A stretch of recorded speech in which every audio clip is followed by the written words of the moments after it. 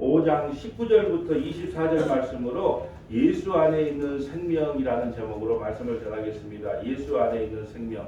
우리가 지금 요한복음 5장에 시작할 때에 베데스다 연못가에 있는 38년 된 병자를 예수님이 찾아가셔서 치료하는 사건부터 이 말씀이 이어지고 있습니다. 베데스다 연못가라는 것은 베데스다의 뜻은 자비의 집, 은혜의 집, 사랑의 집인데 38년 된 병자는 힘이 없어요. 힘이 없어. 자기가 저기 천사가 연못에 가끔 내려와서 물이 동일 때 물을 한번 끓여줄 때 먼저 도착하면 병이 낫는다고 하는 그 전설 따라 삼천리라는 그걸 알고 있어도 자기 힘으로는 스스로 갈 수가 없어요. 이것을 성경에서는 뭐라고 하냐 그러면 전적인 부패라 그럽니다. 우리 인간은 전적으로 부패했기 때문에 우리 스스로 정답을 찾아서 갈 수 없다. 그래서 38년 된 병자에게 예수님이 나타나서 그랬어요. 내가 낫고자 하느냐. 그런데 그 예수님이 이제 직접 몰랐기 때문에 물이 동일 때 나를 옮겨주는 사람이 없습니다. 이렇게 말하죠. 예수님은 그 많은 병자 가운데에서도 이 38년 된 병자만 치료했어요.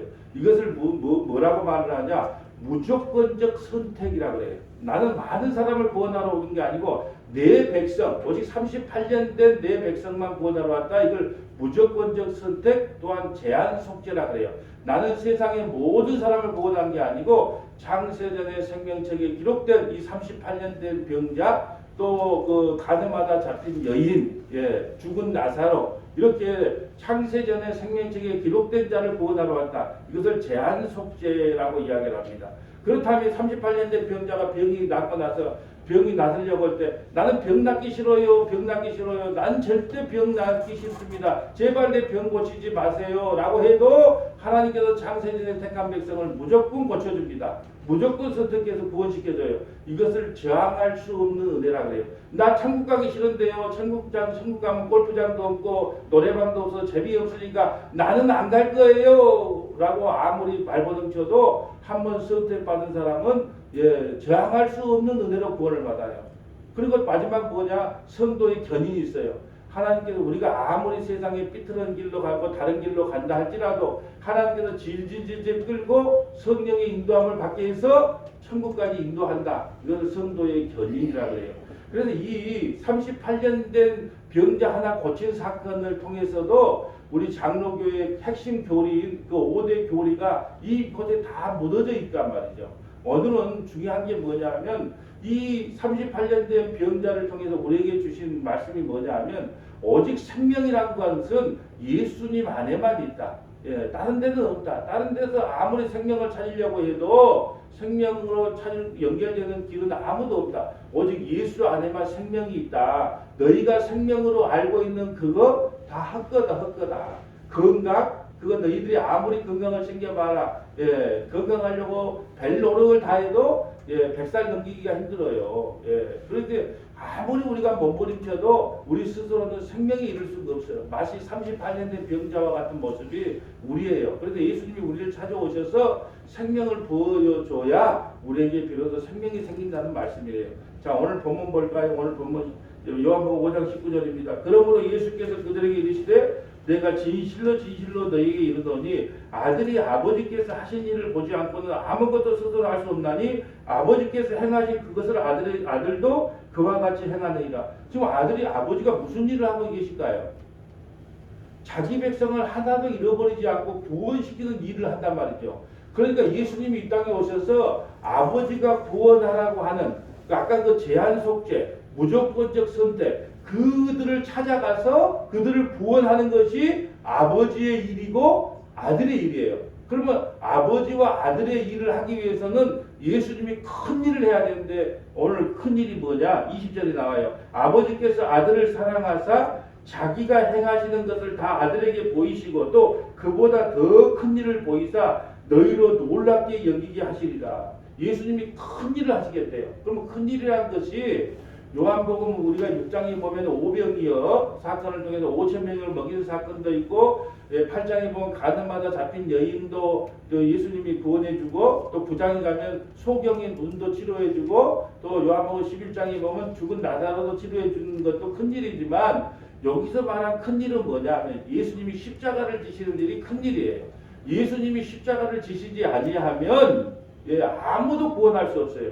그러니까 아버지와 아들이 지금 하신 일이 뭐냐? 자기 백성을 구원하는 일인데 그러기 위해서는 예수님이 큰 일을 하셔야 돼. 그 큰 일이 뭐냐? 십자가를 지시는 일이에요. 그 십자가를 통하여 자기 백성을 구원하는 일이 아버지의 일이고 아들의 일이고 큰 일이다. 이 말씀이에요. 21절 봅니다. 아버지께서 죽은 자들을 일으켜 살리신 같이 아들도 자기가 원하는 자를 살리다. 아버지께서 죽은 자들을 일으켜. 우리는 허물과 죄로 죽었어요. 그래서 스스로 살 수가 없단 말이죠. 그런데 아버지께서 죽은 자를 살려요. 허물과 죄로 죽은 우리를 살리주셨어요. 그와 같이 예수님도 이 땅에 오셔서 허물과 죄로 죽었던 38년 된 병자, 아무로 자기 스스로 아무것도 할 수 없는 그런 사람을 구원해 주려고 이 땅에 오셨다는 거예요. 그래서 38년 된 병자는 뭐냐? 전적인 부패예요. 내가 정답을 알아도 정답대로 살 수 없고 정답대로 갈 수 없고 정답을 안다고 해도 구원받을 수 없는 전적으로 부패한 자, 그들을 예수님이 구원하시고 이 땅에 오셨다라는 거예요. 22절 아버지께서 아무도 심판하지 아니하시고 심판을 다 아들에게 맡기셨으니 우리가 하나님 믿어서 구원받는 게 아니라 예수님 믿어서 구원받아요. 주 예수를 믿으라. 그러면 너와 내 집이 구원을 얻으라. 주 하나님을 믿으라가 아니에요. 주 예수님을 믿으라. 왜요? 모든 심판을 누구에게 맡겼다? 예수님께 맡겼다는 거예요. 여러분 하나님을 믿는 사람들은 많아요. 여러분 우리가 기독교만 하나님을 믿는 게 아니라 이슬람도 하나님을 믿고요. 뭐 여호와의 증인도 하나님을 믿고 다 하나님을 많이 믿어요. 유대인들도 하나님을 믿어요. 그럼 하나님을 믿어도 구원받는 게 아니에요. 주 예수를 믿어라. 예수님을 믿어야 돼요. 왜요? 모든 심판의 권한을 누구에게 줬기 때문에?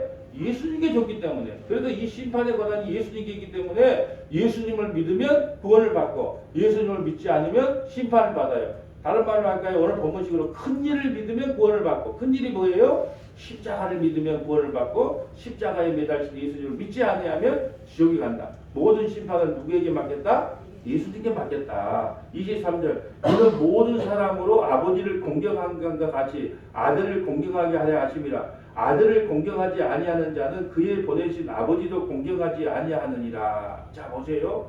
우리가 이제 참 보니까 아이를 가지고 우리가 이제 돌을 할 때 손녀 돈잔치를 할 때 이쁘다 하면서 막 아이고 이렇게 이쁜 애기 없다 그러면은 아버지가 기뻐해요. 지금 아들이 아버지가 기뻐한단 말이에요. 왜 이렇게 못생겼대? 아기가 1살짜리 왜 이리 못생겼대? 그러면 아버지가 어떻게 해요? 막 인상을 쓴단 말이죠. 장인어른 앞에 인상을 써요. 근데 아들 자기 딸한테 아이고 이쁘다 그러고 막 이렇게 이쁘다고 쓰다듬어 주면 누가요? 아버지가 기뻐하는 거예요. 저는 이번에 복음을 하나 깨달았는데요. 1살이 되고 나니까 옛날에는 6개월 때 7개월 때는 저 품에서 잘 안겼거든요. 그래서 잘 놀았어요. 근데 이게 1살이 되고 나니까 지금 엄마만 찾아. 그래서 내가 먹을 것을 주고 장난감을 갖다 줘도 고개를 돌려. 그래서 울어. 그리고 지금 엄마만 오면 눈이 그쪽으로 돌아가고 엄마만 찾아. 그래서 천국은 어린아이와 같이 아니면 지옥 간다 그래요. 저 못 간다 그래요. 어린아이와 같아야 천국 간다 그래요. 그 어린아이가 뭐냐? 순수하다 깨끗하다는 뜻이 아니고 나는 엄마만 있으면 돼요. 나는 이 과자 필요 없어요. 다른 말로 할까요? 나는 이 돈도 필요 없어요. 나는 장난감도 필요 없어요. 나는 차도 필요 없어요. 나 이 좋은 여기 옷 줄게. 옷도 필요 없어요. 이걸 몰라. 아파트도 필요 없어요. 나는 엄마만 있으면 돼요. 그래서 어린아이와 같은 사람만 천국 간다는 것은 나는 예수님만 있으면 됩니다. 그래서 그게 복음이라 그러는 거예요. 이와 같이 아이들을 이쁘다 자식을 이뻐해 보면 아버지는 기쁜 거예요. 우리가 예수님을 믿는 것이 하나님의 일이다 그랬잖아요. 우리가 예수님을 믿으면 하나님께서 그 자체가 기쁜 거예요. 우리가 큰 예배당을 짓고 막 전도를 수십 명 하고 하나님을 일을 해서 하나님이 기뻐하는 게 아니고 네가 내 아들을 믿는구나. 네가 내 아들 예수 그리스도가 내 아들 예수가 주가 그리스도임을 네가 믿는구나. 그것이 하나님의 일이고 하나님께서 가장 기뻐하는 일이다라는 거죠. 24절 그 하나님의 아들 예수님을 믿으면 어떤 일이 생기냐. 내가 진실로 여기 진실로 아멘 중요한 말은 2번이라는 거예요. 아멘 이루어질 줄 믿습니다. 진실로 너에게 이르더니 내 말을 듣고 나 보내신 이를 믿는 자는 영생을 얻을 거예요. 얻은 거예요. 이미 얻은 거예요. 우리가 예수님을 믿었다면 이미 우리의 영생은 얻어진 거예요. 얻었고 과거예요. 얻었고 심판에 이르지 아니하나니 사망에서 생명으로 옮겼느니라. 이미 우리는 창세전의 생명책에 이름이 기록된 자는 이미 사망에서 생명으로 옮겨졌어요. 근데 우리가 어떻게 사망에서 생명으로 옮겨진 줄 모르잖아요. 그래서 하나님께서 순차적으로 우리를 세상에 내보내는 거예요. 네가 어떻게 사망에서 생명으로 옮겨진 줄 아니? 모르지. 내가 지금부터 가르쳐 줄게. 내 아들 예수가 십자가에 지심으로 그 모든 허물과 죄를 예수님이 대신 감당하셨고 그 사망의 권세를 깨고 일어나셔 부활하셨고 그것을 너에게 전가해 줘서 너가 생명이 있는 거야. 그걸 보내주기 위해서 우리에게 가르쳐 주기 위해서 순차적으로 세상에 보낸 거예요. 그래서 저와 여러분이 이 세상에 태어나서 할 일은 꿈과 비전과 야망을 갖고 내가 이름을 날려야 되겠다. 호랑이는 죽어서 가죽을 남기고 사람은 죽어서 이름을 남기고 하니까 내가 이름 한번 날려봐야 되겠다. 유명한 목사가 돼야 되고 유명한 예배당을 한번 건축해봐야 되겠다. 그런 거 갖지 마세요. 이 땅에 태어나서 여러분이 할 일이 있다면 내가 얼마나 큰 죄인인가 알고 회개하고 예수님 믿고 예수님 찬양하다가 다시 예수님 품 안으로 돌아가면 되는 거예요. 그러면 족하는 거예요. 다른 거 아무것도 없어요. 예수 믿으면요 꿈과 비전과 야망이 사라져야 됩니다. 예수님이 나의 꿈이고 예수님이 나의 비전이고 예수님이 나의 야망이면 되는 거예요. 더 이상 꿈과 비전과 야망을 내려놓고 예수로 만족하는 저와 여러분 되시기를 축복합니다. 여덟 번째 설교 끝나면 얼마나 좋아요. 휴가 갔다 와서 설교 준비를 안 했구나. 천만의 말씀이에요. 할 일이 많습니다. 여기에 보면 이제 연관 구절이 쭉 있죠. 자, 그러면 우리가 예수님을 믿으면 우리에게 어떤 권한을 주시는가 한번 찾아볼까요? 연관 구절 로마서 8장 14절 봅니다. 우리가 예수님을 믿으면 우리에게 어떤 특권이 주어지냐? 자, 로마서 5장 8절 가봅니다. 자, 로마서 5장 8절. 자, 로마서 8장 14절이네요. 로마서 8장 14절. 로마서 8장 14절 가봅니다. 무릇 하나님의 영으로 인도함을 받은 사람은 곧 하나님의 아들이라. 성령 받은 사람은 다 하나님의 아들들이에요. 신하들은 예수님. 우리는 성령은 양자예요. 그런데 로마 시대 때는 양자나 신하나 고단이 같았기 때문에 성령을 받아야 하나님의 아들이 되는 거예요. 내가 하나님의 아들이 되고 싶다고 아들이 되는 게 아니에요. 성령이 우리에게 임해야 우리가 하나님의 아들이 돼요. 하나님의 아들이 되면은 새벽 1시에 오든 4시에 오든 벨만 울리면 문 열어줘야 돼요. 왜요? 내 아들이니까. 내 딸이니까. 그러나 옆에 사람들이 아무리 놀려도 문 열어주면 안 된다는 거예요. 성령을 받아야 하나님의 아들이 돼요. 15절 너희는 다시 무서워하는 종의 영을 받지 아니하고 양자의 영을 받았으니 우리가 아빠 아버지라 부르지나. 우리가 성령을 받고 회개하고 예수님을 믿게 되면 예수님 우리가 하나님을 뭘로 부르게 되냐? 아빠라고 부르요. 파파 아빠. 그러니까 여러분 아빠에게는 뭐든지 다 이야기할 수 있잖아요. 어른이 된다는 것은 뭐냐 하면 아버지한테 이만해도 우리 아버지는 강한 보니까 가난해서 이게 문제 해결 안 해줄 거야. 내가 상담을 해도 아버지는 이게 능력이 없어. 나보다 모르더라. 그러니까 아버지를 이제 무시하기 시작한 것이 머리가 컸다. 걔가 이제 어른이 됐다 그런 뜻인데 우리는 하나님 앞에 어린아이의 심정으로 아빠 그러면서 어떻게 해야 되냐 아버지 아빠 하면서 우리의 모든 심정을 아버지께 토로할 수 있어요. 왜요? 아버지니까 아버지가. 여러분 아버지가 꼭 멋진 회사의 사장이어야 되고 또 백병은 원장이어야 되고 우리 딸이 만날 나는 백병의 원장의 딸로 태어나면 좋겠다 그러는데 여러분 꼭 그냥 병원 원장의 딸로 태어나야 되고 회장이 돼야지 진짜 아버지예요. 나를 낳아준 것 자체가 나를 창세전에 구원시켜준 것 자체가 그냥 감사해서 그냥 아빠 아버지라고 부르면 안 되자는 거예요. 나에게 뭘 다 해주니까 아빠 아버지. 나한테